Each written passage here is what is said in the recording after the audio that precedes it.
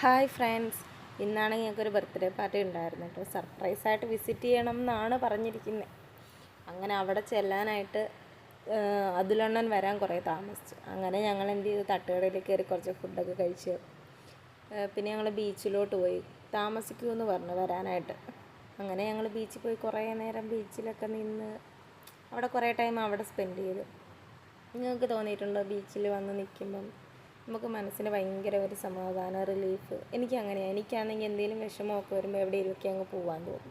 വീട്ടിലിരിക്കാനേ തോന്നത്തില്ല.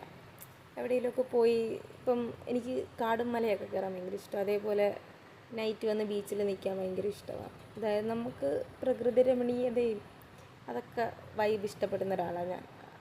അപ്പം കടലൊക്കെ വന്ന് നിന്ന് കണ്ട് തിരയൊക്കെ നോക്കി നിൽക്കുമ്പോൾ മനസ്സിന് ഭയങ്കര ഒരു സമാധാനം. മനസ്സിൽ എന്തെങ്കിലും വിഷമങ്ങളൊക്കെ ഉണ്ടെങ്കിൽ നമ്മൾ ആ സമയത്ത് അത് ആലോചിക്കാറേയില്ല.